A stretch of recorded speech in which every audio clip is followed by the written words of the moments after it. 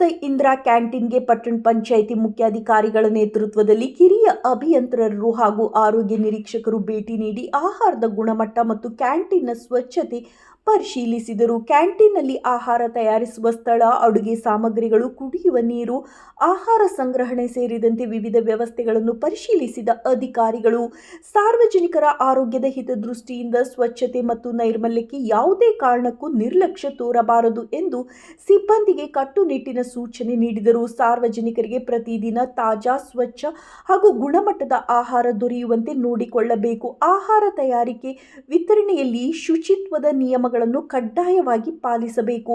Canteen ಸುತ್ತಮುತ್ತಲಿನ ಪರಿಸರವನ್ನು ಸ್ವಚ್ಛವಾಗಿಟ್ಟುಕೊಳ್ಳಬೇಕು ಎಂದು ಅಧಿಕಾರಿಗಳಿಗೆ ಸೂಚಿಸಿದರು.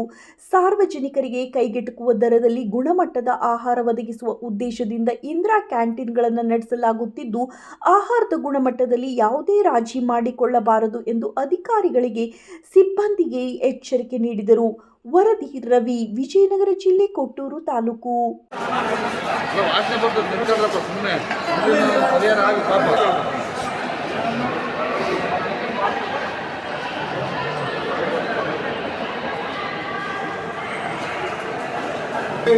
ಕೊಳಕು ವಾಸನೆ ಹೊಡೆಯುತ್ತಿರುವ ಮಿನಿ ವಿಧಾನಸೌಧ ತಹಸೀಲ್ದಾರ್ ಕಚೇರಿಯಲ್ಲಿ ಗುರುವಷ್ಟೇ ಶೌಚಾಲಯ ಇತ್ತು. ಸಾರ್ವಜನಿಕರಲ್ಲಿ ವಿನಂತಿ, ಕಪ್ಪು ವಾಸನೆ ಹೊಡೆದಿದ್ದು ಯಾರು ನಿಂತ್ಕೊಳ್ಳೋದಿಲ್ಲ, ಬರೋಕ್ಕಿಲ್ಲ.